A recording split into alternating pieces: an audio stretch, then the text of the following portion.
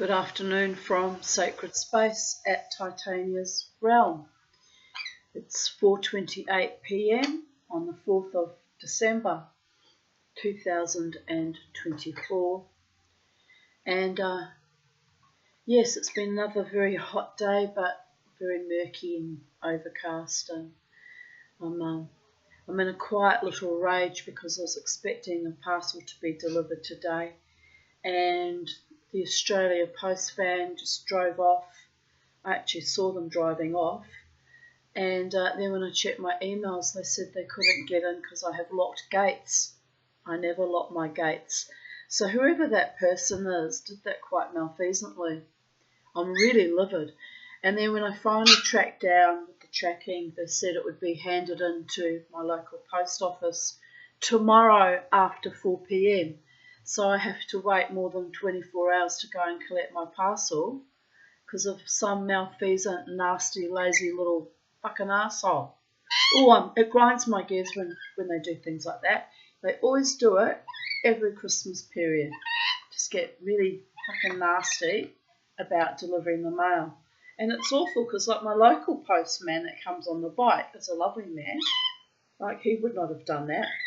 So it's the van delivery drivers that are just so bloody lazy. I tell you what, if I could find a way to find out who they are, I'd lay a formal. I'm seriously thinking about doing it anyway, laying a formal complaint, because it's like they deliberately target me. I think it's no accident that periodically, every few months, I have this problem with the van delivery drivers.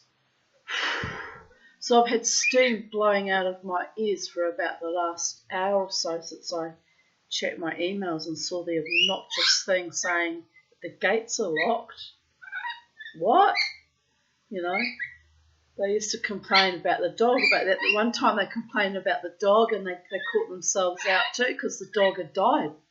I was like, well, that's an interesting excuse since the dog died on the 1st of August of 2023. But yeah, they're lazy motherfuckers is what I want to say. Lazy, not doing their job, you know. And it's an important parcel because it's my the thing to spark and light up my little Smith torch, which I was looking forward to receiving, you know. Now I have to chase after it like a wild animal, which grinds my gears. So, I mean, I don't mind if it was legit that I was out and not home, but I was home the whole day. Like, all they had to do was open the fucking gate and knock on the door. I was actually waiting for it all freaking day. And unfortunately, if I checked my emails earlier, I would have known that they'd screwed me over even earlier. But in a way, it's good I didn't, because that would have ruined my entire day instead of just the last hour and a half or so. It's just insane, the whole thing. The breakdown of Western civilization and some, probably misogynistic little prick not wanting to deliver me my mail. That's what it boils down to. So anyway, I'll have to think seriously if I go to war about it, because is it really that worthwhile putting someone's job in jeopardy because they're a prick coming up to Christmas? Not really, but by the gods, it's nasty what they do. It really is nasty. Anyway, we'll carry on. I'm a bit tired. Had a rough night last night again. Stopped breathing 6 times an hour, which is almost back to how it used to be without the CPAP therapy. So I'm not sure why I've slipped back so dramatically, but I wasn't feeling very well yesterday either, although I had a better night the night before that. I think it was 2.8 times. So I guess part of this is my mood is partly because I'm in a constant state of exhaustion and struggling to maintain equilibrium. Well, we shall see what we shall see. But I've decided to take a break from the 1001 Arabian Nights, although I find it delightful and enjoy reading it. I'm carrying on with the, yes, my darling, Penguin Book of American Short Stories. What do you want? Do you want kisses? Do you want Mama's full attention? Do you, my baby? You don't have to worry about mean delivery vans from the Australian Post not doing their job, do you, darling? No, everything happens for you as if by magic. Yes, I know. You get your food in your bowl, and you get your fresh water, and you get your poopykins cleaned up, and you even had tree time today. Yes, you were up the tree for quite a while. Then Mama got paranoid about snakes, so she got you out of the tree.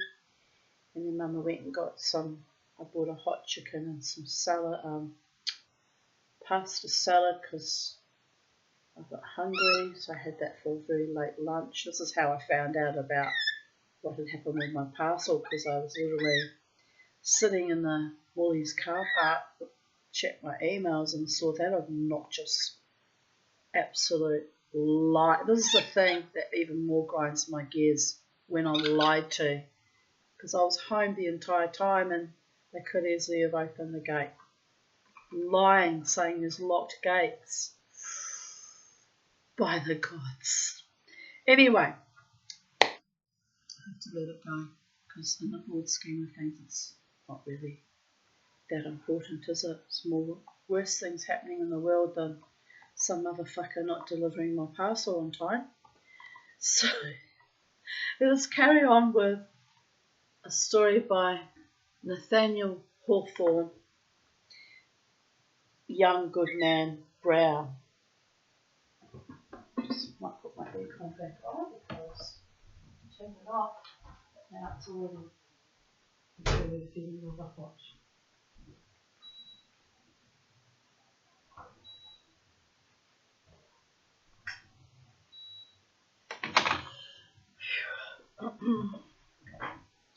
So I thought I heard a dog poo, but I can't see anything. So she's innocent. Innocent of that, Charlie.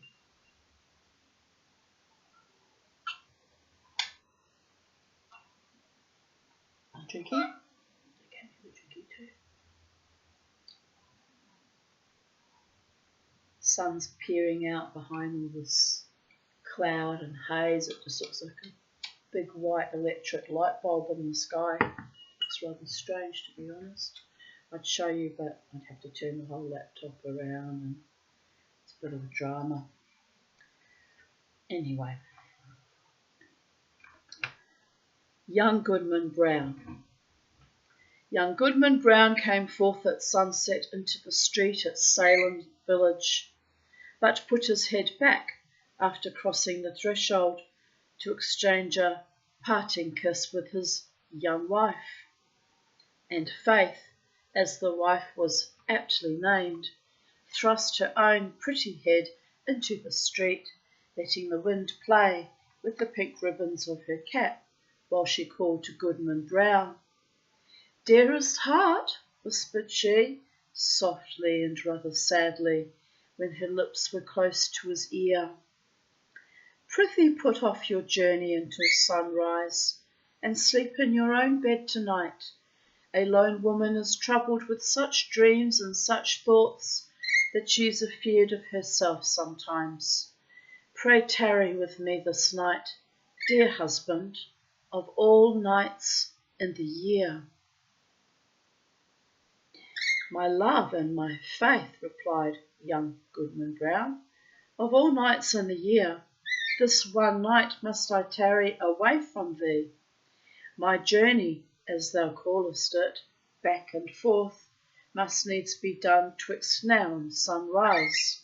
What, my sweet, pretty wife, dost thou doubt me already, and we but 3 months married?" Should always listen to women's intuition, by the way, gentlemen of earth. It always goes bad when you don't. Ask me how I know. "Then, God bless you," said Faith with the pink ribbons. and may you find all well when you come back." "Amen," cried Goodman Brown. "Say thy prayers, dear Faith, and go to bed at dusk, and no harm will come to thee." If only it was so simple as just saying your prayers. Can't hurt though, can it, Charlie? Do birdies say their prayers? She says, "If you don't rub my head consistently, I'll show you what my prayer sounds like." All right, no need to get frisky. No need to get frisky, Charlie.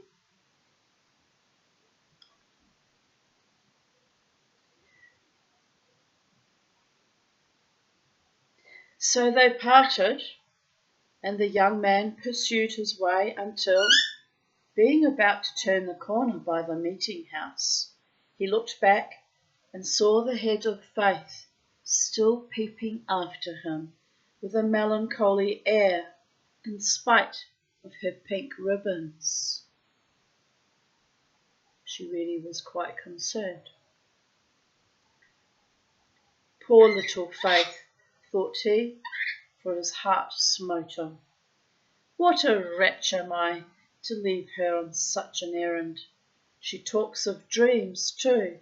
Methought as she spoke there was trouble in her face, as if a dream had warned her what work is to be done tonight. But no, 'twould kill her to think it. Well, she's a blessed angel on earth, and after this one night I'll cling to her skirts and follow her to heaven. With this excellent resolve for the future, Goodman Brown felt himself justified in making more haste on his present evil purpose. He had taken a dreary road, darkened by all the gloomiest trees of the forest,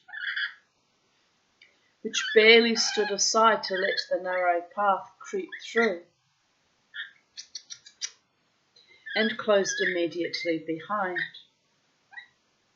It was all as lonely as could be, and there is this peculiarity in such a solitude, that the traveller knows not who may be concealed by the innumerable trunks and the thick boughs overhead, so that with lonely footsteps he may yet be passing through an unseen multitude, Charlie. She says, "Yes, or the birdies in the trees. We're the unseen multitude."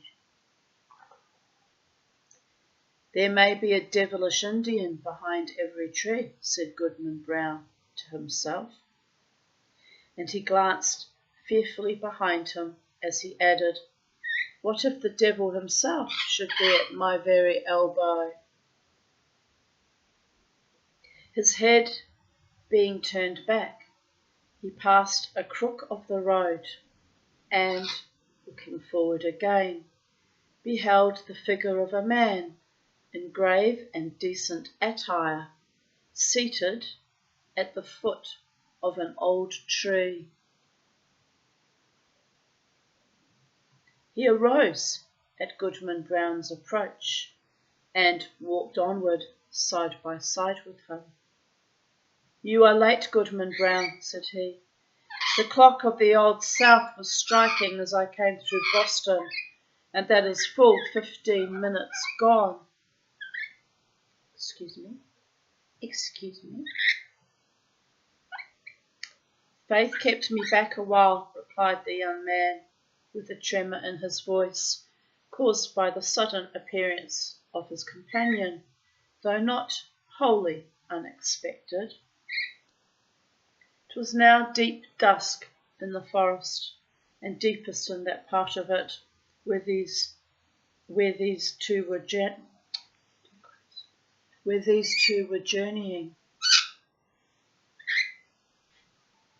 As nearly as could be discerned, Charlie, the second traveller, was about 50 years old, apparently in the same rank of life as Goodman Brown, and bearing a considerable resemblance to him, though perhaps more in expression than features.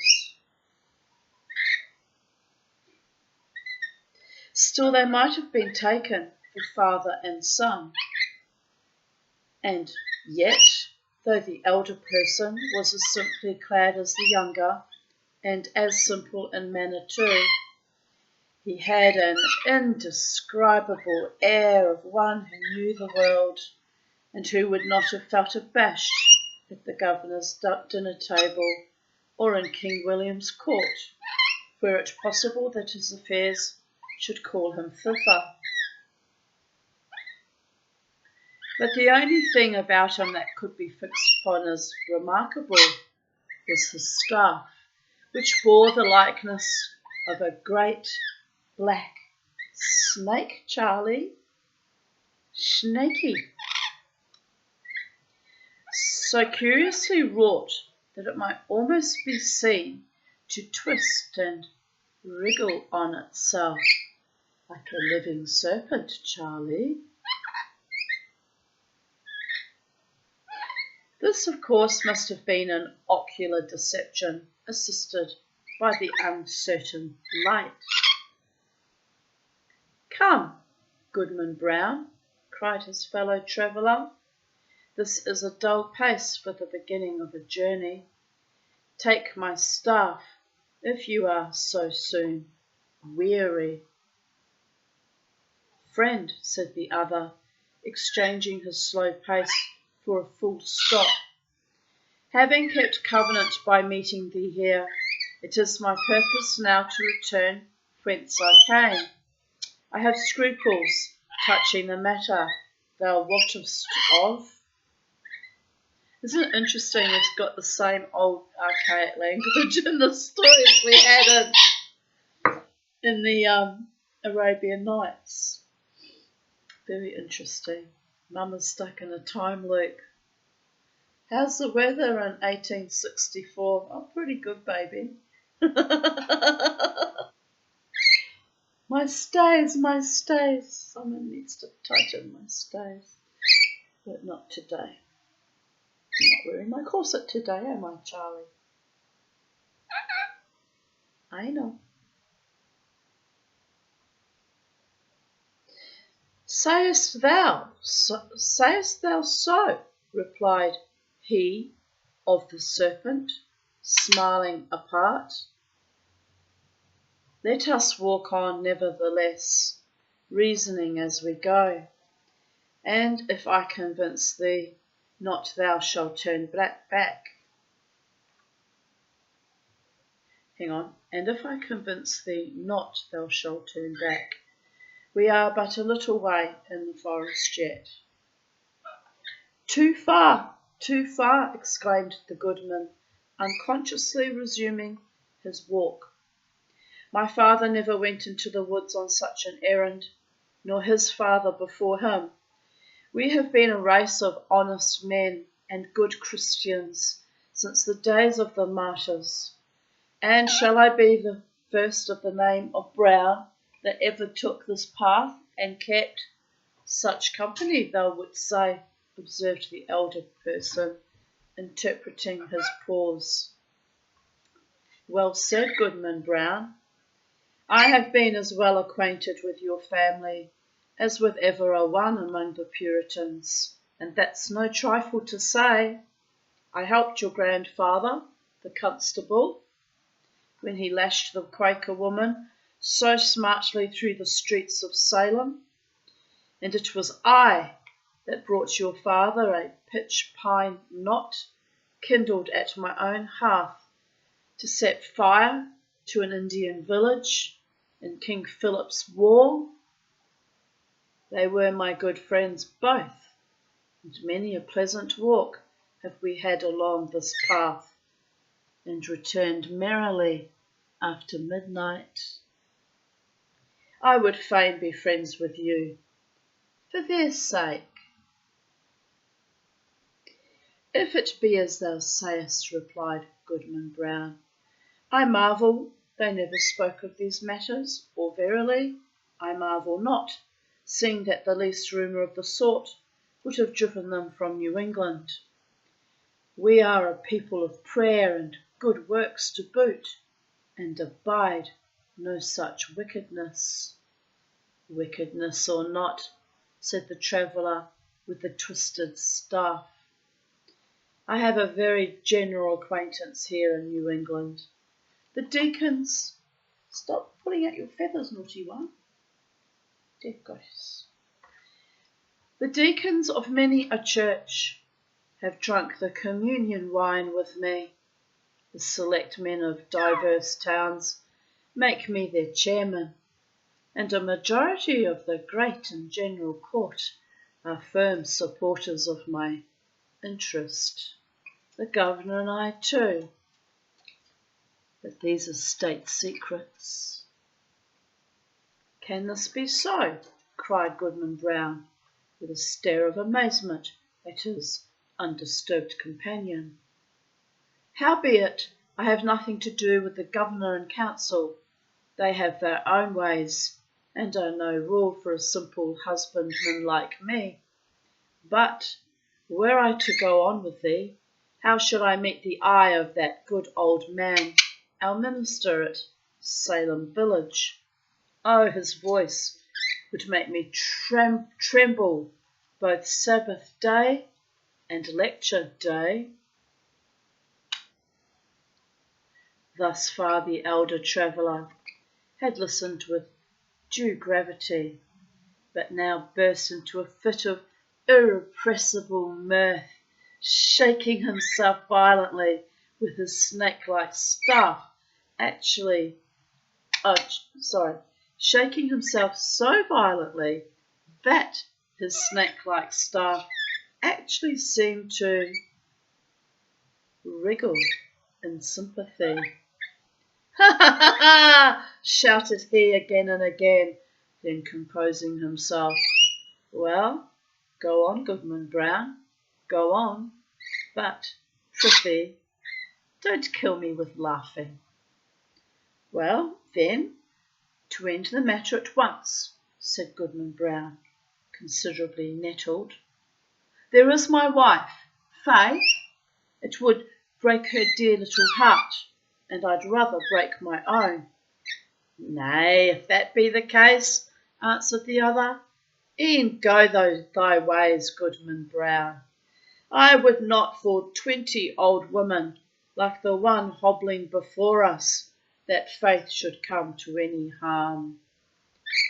As he spoke, he pointed his staff at a female figure on the path, in whom Goodman Brown recognised a very pious and exemplary dame, who had taught him his catechism in youth, and was still his moral and spiritual adviser, jointly with the minister and Deacon Gookin.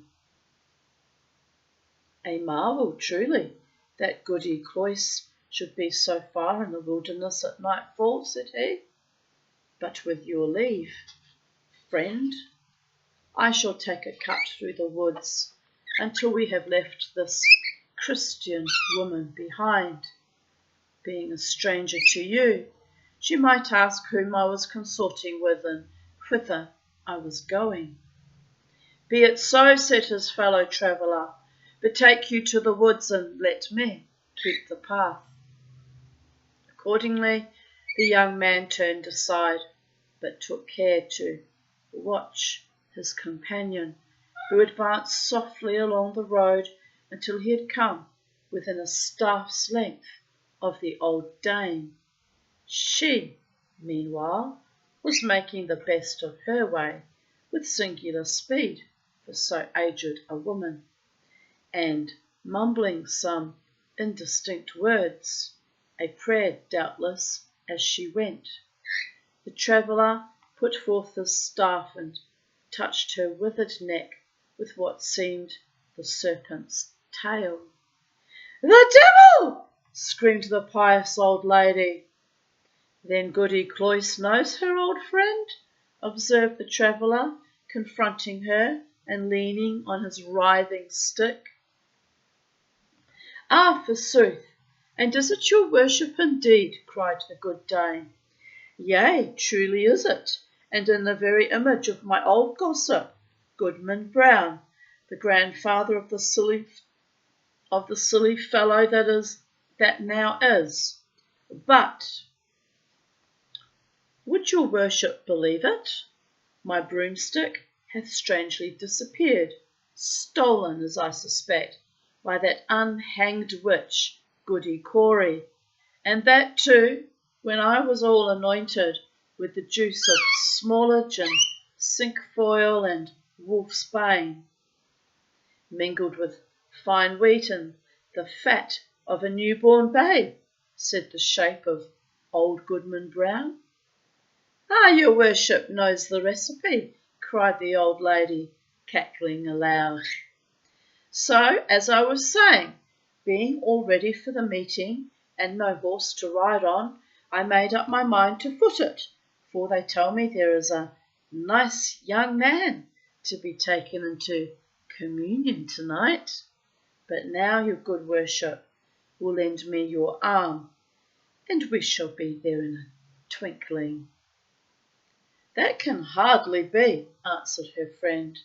I may not spare you my arm, Goody Cloyce, but here is my staff, if you will.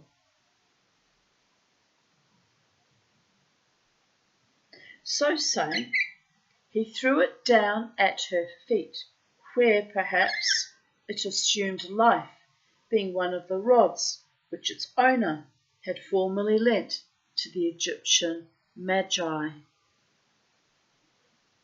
Of this fact, however, Goodman Brown could not take cognizance. He had cast up his eyes in astonishment, and looking down again, beheld neither Goody Cloyce nor the serpentine staff, but his fellow traveller alone, who waited for him as calmly as if nothing had happened.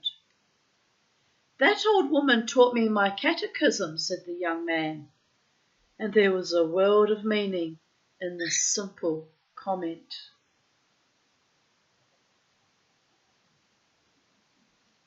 They continued to walk onward, while the elder traveller exhorted his companion to make good speed and persevere in the path, discoursing so aptly that his arguments seemed rather to spring up in the bosom of his auditor than to be suggested by himself.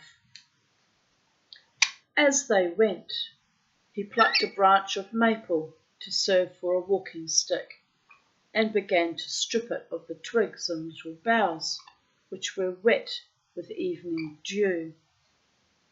The moment his fingers touched them, they became strangely withered and dried up, as with a week's sunshine. Thus the pair proceeded at a good free pace, until suddenly, in a gloomy hollow of the road, Goodman Brown sat himself down on the stump of a tree and refused to go any farther.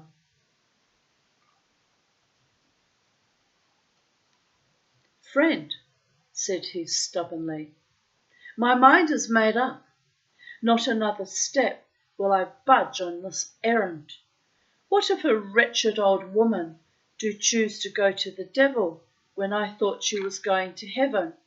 Is that any reason why I should quit my dear faith and go after her? You will think better of this by and by, said his acquaintance composedly. Sit here and rest yourself a while, and when you feel like moving again, there is my staff to help you along. Without more words, he threw his companion the maple stick and was as speedily out of sight as if he had vanished into the deepening gloom. The young man sat a few moments by the roadside, applauding himself greatly, and thinking with how clear a conscience he should meet the minister in his morning walk, nor shrink from the eye of good old Deacon Gookin. But what calm sleep would be his that very night, which was to have been spent so wickedly but so purely and sweetly now in the arms of faith. Amidst these pleasant and praiseworthy meditations, Goodman Brown heard the tramp of horses along the road and deemed it advisable to conceal himself within the verge of the forest, conscious of the guilty purpose that had brought him thither, though now so happily turned from it.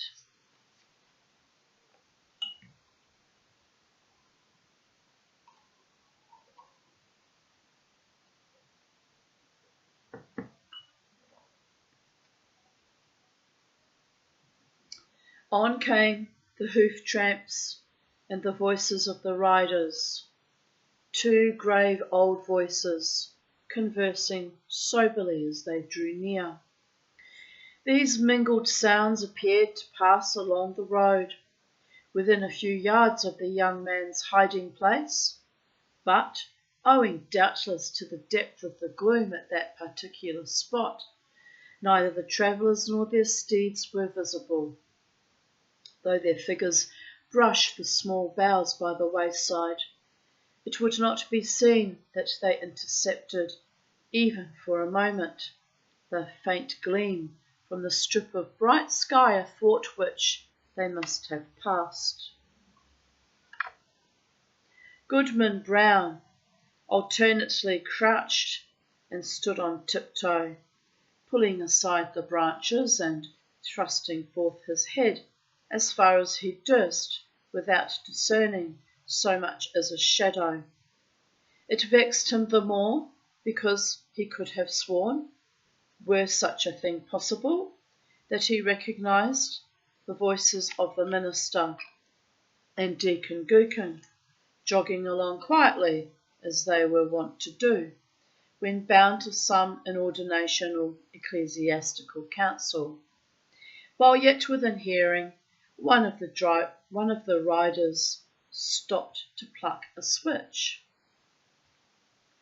"Of the two, reverend sir," said the voice like the deacon's. "I had rather miss an ordination dinner than tonight's meeting.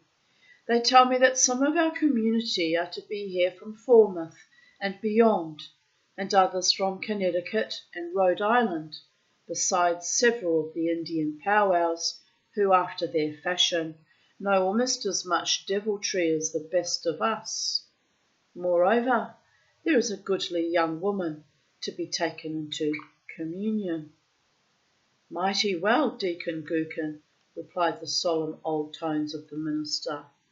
"Spur up, or we shall be late. Nothing can be done, you know, until I get on the ground."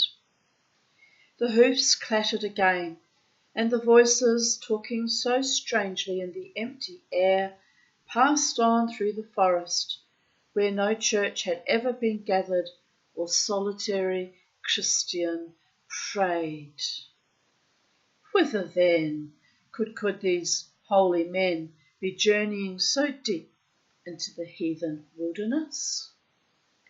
Young Goodman Brown caught hold of a tree for support, being ready to sink down on the ground, faint and overburdened with the heavy sickness of his heart. He looked up at the sky, doubting whether there really was a heaven above him. Yet there was the blue arch and the stars brightening in it. With heaven above and faith below, I will yet stand firm against the devil, cried Goodman Brown. While he still gazed upward into the deep arch of the firmament, and had lifted his hand to pray, a cloud, though no wind was stirring, hurried across the zenith and hid the brightening stars. The blue sky was still visible, except directly overhead, where this black mass of cloud was sweeping swiftly northward. Aloft in the air, as if from the depths of the cloud, came a confused and doubtful sound of voices. Once the listener fancied that he could distinguish the accents of townspeople of his own, men and women, both pious and ungodly, many of whom he had met at the communion table, and had seen others rioting at the tavern.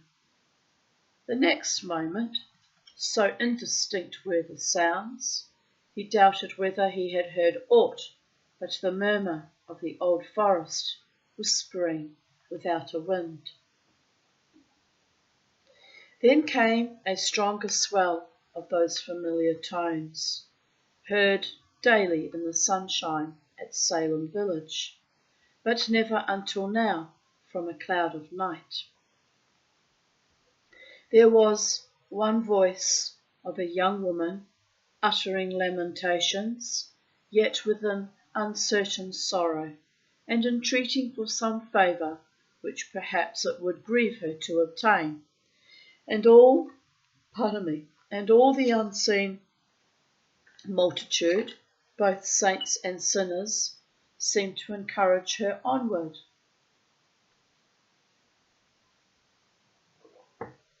"Faith!" shouted Goodman Brown, in a voice of agony and desperation, and the echoes of the forest mocked him, crying, "Faith!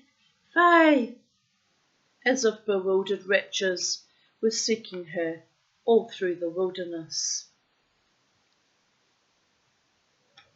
The cry of grief, rage, and terror was yet piercing the night when the unhappy husband held his breath for a response.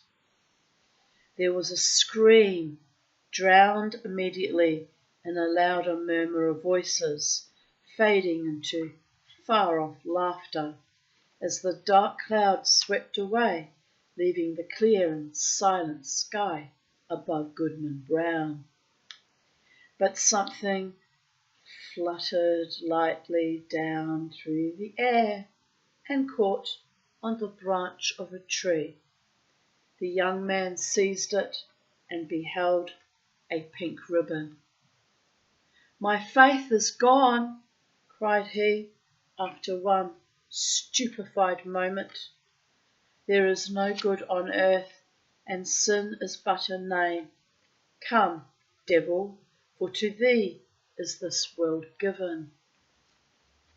And maddened with despair, so that he laughed loud and long, did Goodman Brown grasp his staff and set forth again, at such a rate that he seemed to fly along the forest path rather than to walk or run.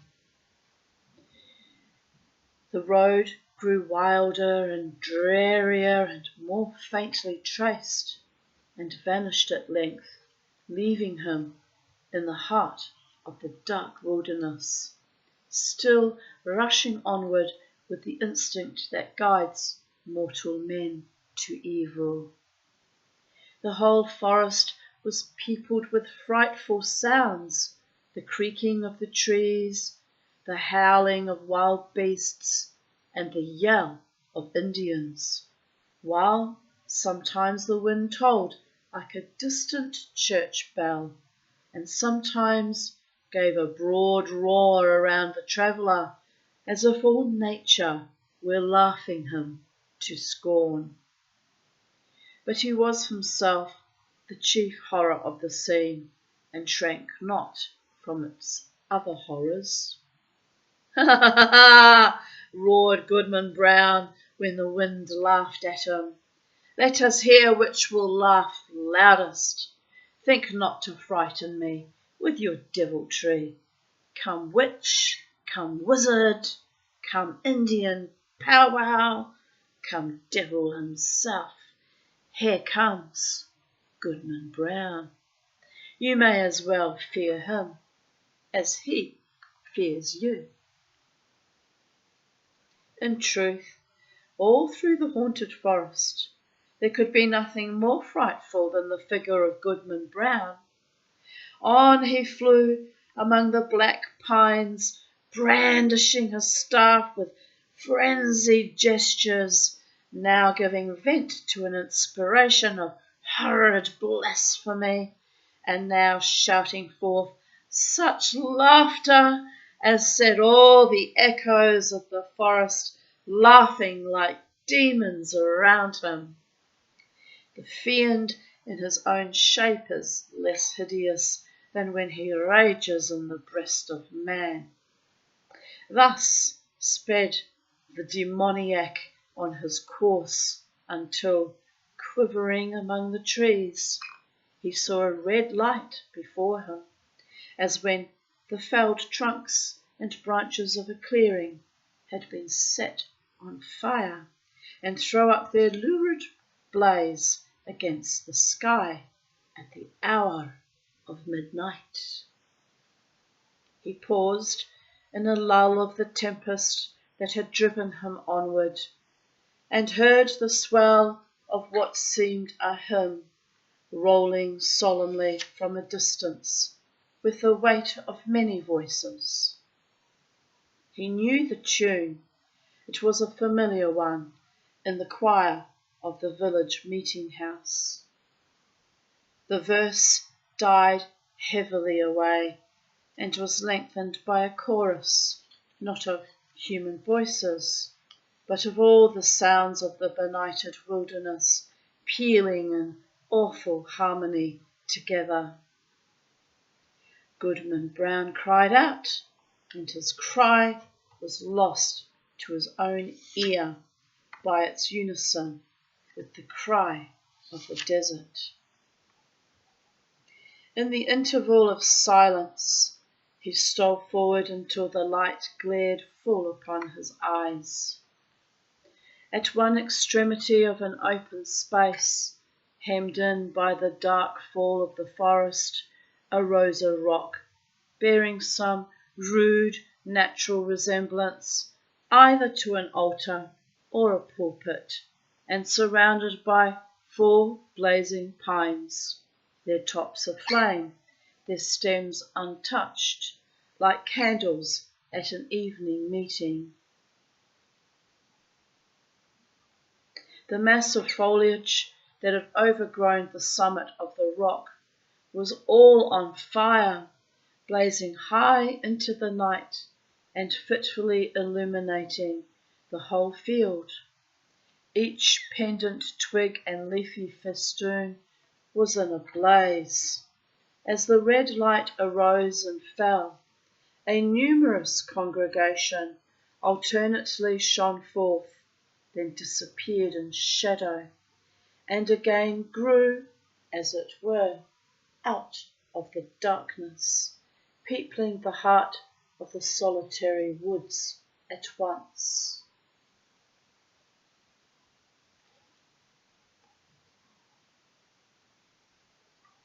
A grave and dark-clad company, quoth Goodman Brown.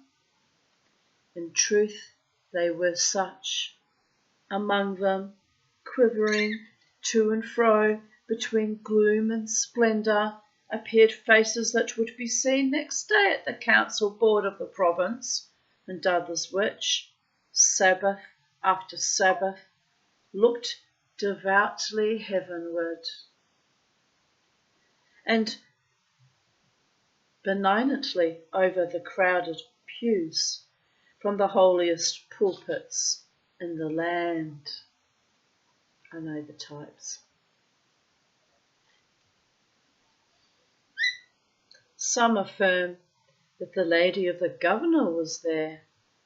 At least there were high dames well known to her, and wives of honoured husbands, and widows, a great multitude, and ancient maidens, all of excellent repute, and fair young girls who trembled lest their mothers should espy them. Either the sudden gleams of light flashing over the obscure field bedazzled Goodman Brown, or he recognised a score of the church members of Salem village, famous for their especial sanctity. Good old Deacon Gookin had arrived and waited at the skirts of that venerable saint his revered pastor. But irreverently consorting with these grave, reputable, and pious people, these elders of the church, these chaste dames and dewy virgins, there were men of dissolute lives and women of spotted fame, wretches given over to all mean and filthy vice, and suspected even of horrid crimes. It was strange to see that the good shrank not from the wicked, nor were the sinners abashed by the saints. Scattered also among their pale-faced enemies were the Indian priests or powwows, who had often scared their native forest with more hideous incantations than any known to English witchcraft. But where is faith, thought Goodman Brown, and as hope came into his heart, he trembled. Another verse of the hymn arose, a slow and mournful strain, such as the pious love, but joined to words which expressed all that our nature can conceive of sin, and darkly hinted at far more. Unfathomable to mere mortals is the lore of fiends. Verse after verse was sung, and still the chorus of the desert swelled between like the deepest tone of a mighty organ, and with the final peal of that dreadful anthem there came a sound as if the roaring wind, the rushing streams, the howling beasts, and every other voice of the unconcerted wilderness were mingling and according with the voice of guilty men in homage to the Prince of all. The 4 blazing pines threw up a loftier flame, and obscurely discovered shapes and visages of horror on the smoke wreaths above the impious assembly.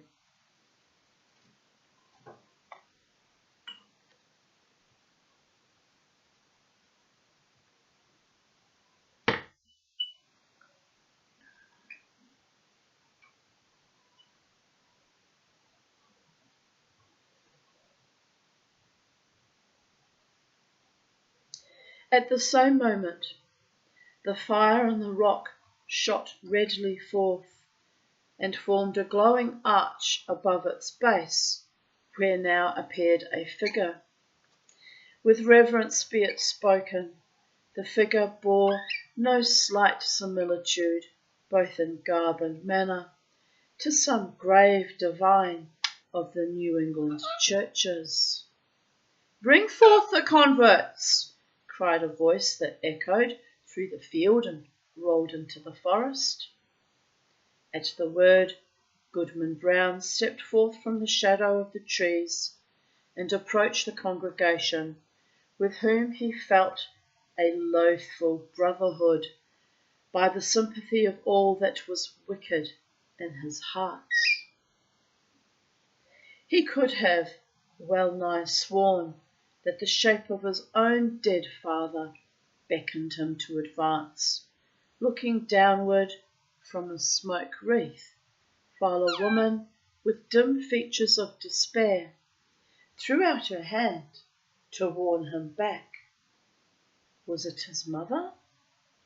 But he had no power to retreat one step, nor to resist, even in thought, when the minister and good old Deacon Gookin seized his arms and led him to the blazing rock.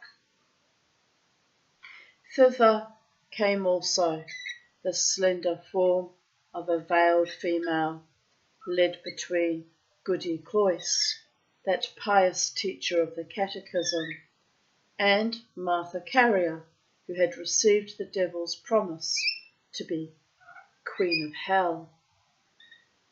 Why would you want to be that?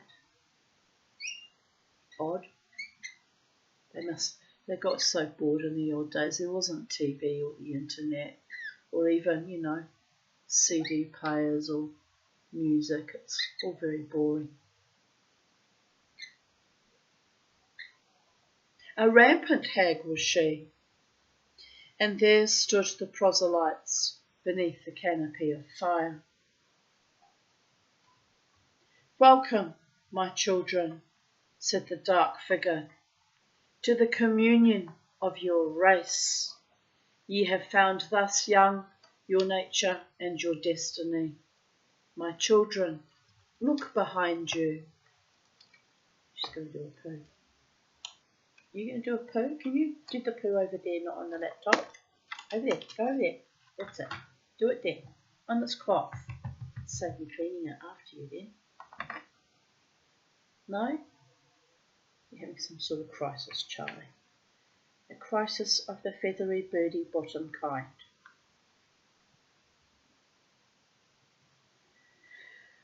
They turned, and flashing forth as it were, in a sheet of flame, the fiend worshippers were seen.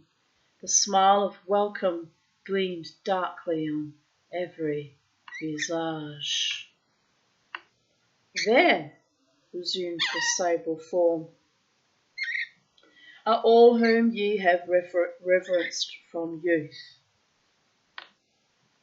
Ye deemed them holier than yourselves, and shrank from your own sin, contrasting it with their lives of righteousness and prayerful aspirations, heavenward. Yet here are they all in my worshipping assembly. This night it shall be granted you to know their secret deeds, how hoary-bearded elders of the church have whispered wanton words to the young maids of their households. How many a woman, eager for widow's weeds, has given her husband a drink at bedtime and let him sleep his last sleep in her bosom. How beardless youths have made haste to inherit their father's wealth, and how fair damsels, blush not sweet ones, have dug little graves in the garden and bidden me the sole guest to an infant's funeral. By the sympathy of your human hearts for sin, ye shall scent out all the places, whether in church, bedchamber, street, field or forest, where crime has been committed, and shall exult to behold the whole earth one stain of guilt, one mighty blood spot. Far more than this, it shall be yours to penetrate in every bosom the deep mystery of sin, the fountain of all wicked arts, and which inexhaustibly supplies more evil impulses than human power, than my power at its utmost can make manifest in deeds. And now, my children, look upon each other. They did so, and by the blaze of the hell-kindled torches, the wretched man beheld his faith, and the wife her husband, trembling before that unhallowed altar. Lo, there ye stand, my children, said the figure, in a deep and solemn tone, almost sad with its despairing awfulness, as if his once angelic nature could yet mourn for our miserable race.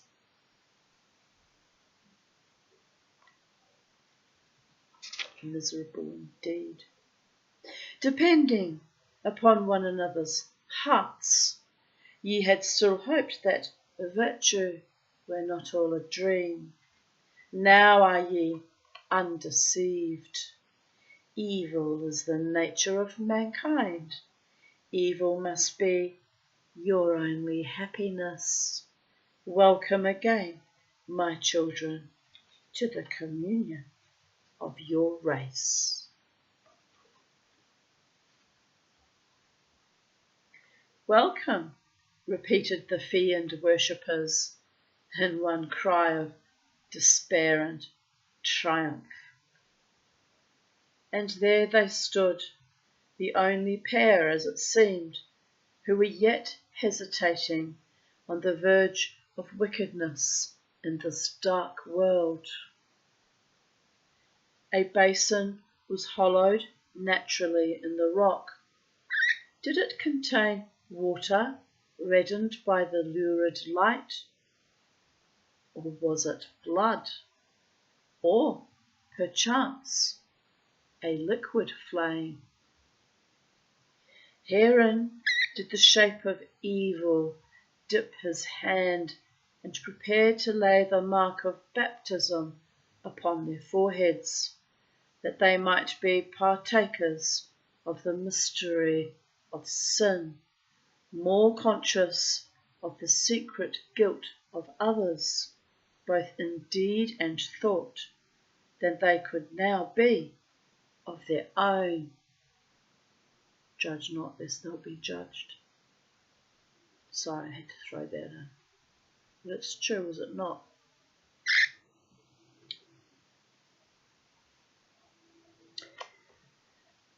The husband cast one look at his pale wife, and Faith at him.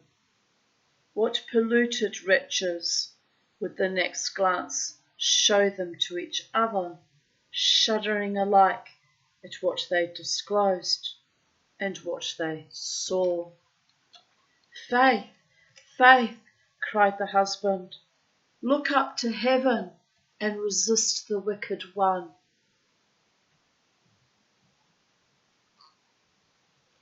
Whether Faith obeyed, he knew not. Hardly had he spoken, when he found himself amid calm night and solitude, listening to a roar of the wind which died heavily away through the forest. He staggered against the rock and felt it chill and damp, while a hanging twig that had been all on fire besprinkled his cheek with the coldest dew. The next morning, young Goodman Brown came slowly into the street of Salem village, staring around him like a bewildered man.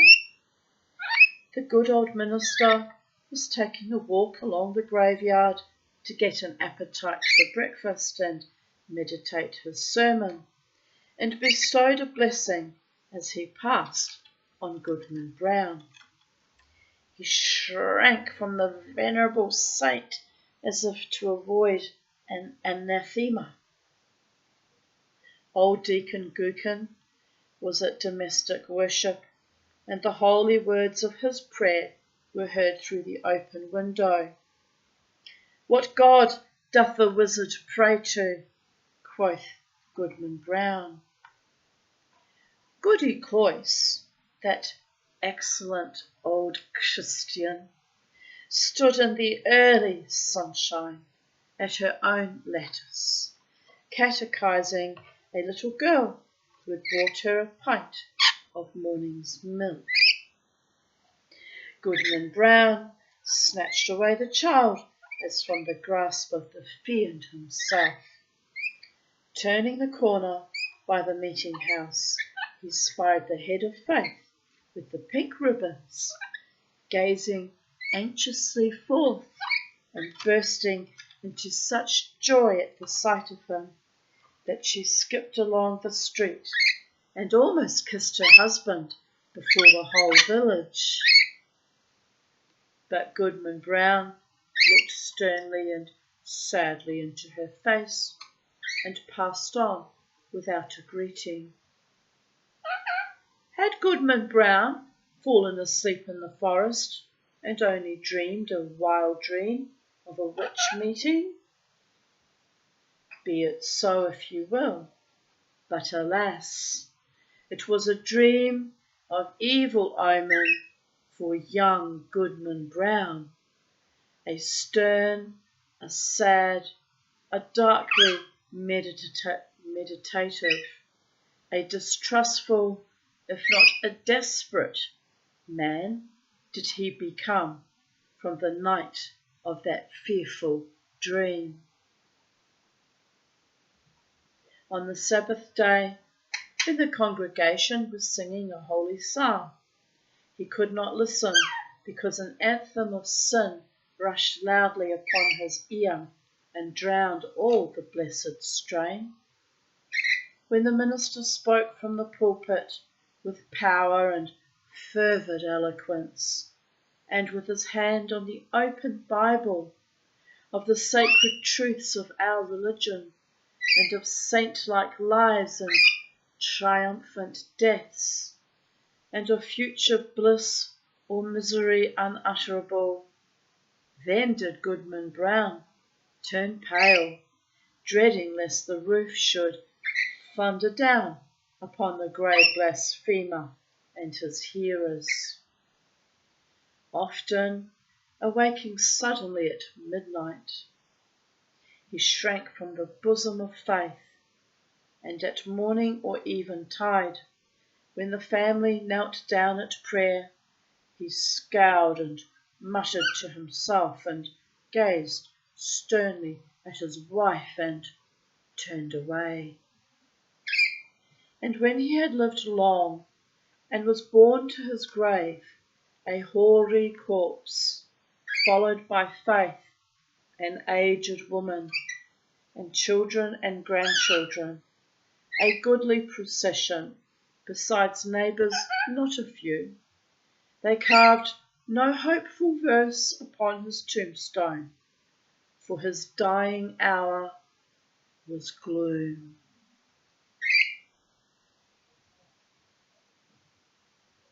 The end.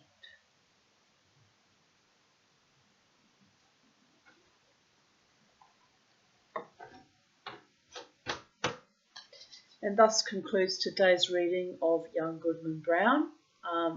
I could continue with another story for approximately another hour, but I won't, I'm tired. So, Goddess bless you. The moral of that story is be not afraid to hold the line, stay in your own integrity and authority, and the world is full of tricksters and illusion, people of earth, but better to die alone without faith in a false doctrine than or a false predilection or a false medical intervention. Better to die alone on your own 2 feet in your own honour than give way to delusions and illusions and financial contortions and things that might lead you astray from your own isness and business. Just saying, that's what I get from that story, but then might be a little bit of whimsy and projection on my part. But alas, no. Having once been at one time a fairly religious Reformed Jew, even used to lead services, I've seen all aspects of human nature and the hypocrisies therein. Better an honest heathen than a devout but lip-serving, false, evil, rotten congregant of any faith. And maybe I've been dark-sided, or maybe I've just become wise with the getting of wisdom and many, many years of trauma. So there is that. But anyway, On a happy note, I'll be back to read another story tomorrow. The next one, following on from that, is Edgar Allan Poe, and it will be just as dark and kind of scary. It's actually not a very long story. I'm tempted to carry on, but there's many stories to choose from, so no, we will leave it here, and I'll return tomorrow for the next instalment of Tanya's weird hell loop, time loop, slippages in the space-time continuum. I wrote a poem first thing this morning upon waking up. I'm not very good at poems. I was thinking I would like to turn it into a song, actually. But I'm not a songwriter, obviously, and I'm not a musician. But do you want me to read that to you before we go? We might as well keep our journal entries of even date going for a little bit longer. So I wrote it inspired by the Lennon Cohen group on Facebook had posted his song about Joan of Arc. And as soon as I finished reading the lyrics to that song, I thought, had all these thoughts drifting through my mind.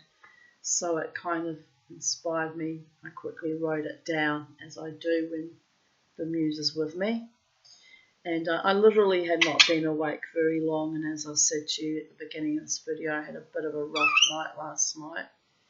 So anyway, here goes. You can't escape your destiny, but you can love it wholeheartedly. You can look into its face, suckle it from your milk-white breast, flowing milk of human kindness from your chest, the blood of passion steaming up your veins, longing for a real connection that is pure delight. You can smile into the eyes of your lover, the one you dreamed into your being, with such hope and awe and majesty. You can call his name across the winds of time. You can feel his touch, so very sublime. You can hold his vision of you, so strong and true, and never sway or sashay away from his love of you. You can dream the dream into manifest reality.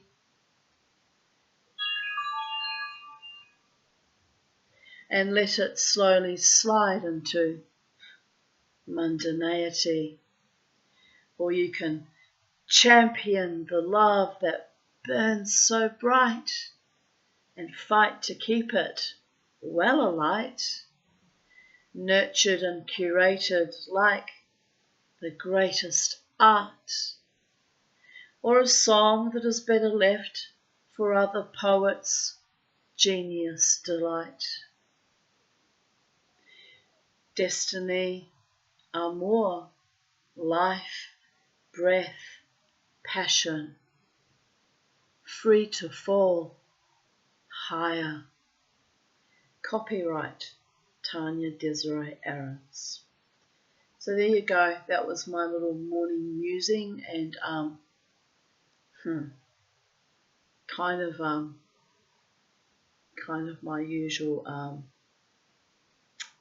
kind of a channeling in a way to remind me of where I am in my own being right now, just taking delight in my platonic friends and having no expectations and being in love with life and my own silly old self and everyone around me who treats me with sweetness and kindness and honour and integrity, and quietly sloughing off the rest. as I have always done, people of Earth. So anyway, bye for now. I'll be back tomorrow, and take good care, be of good cheer, and remember, as always, never ever let the bastards grind you down.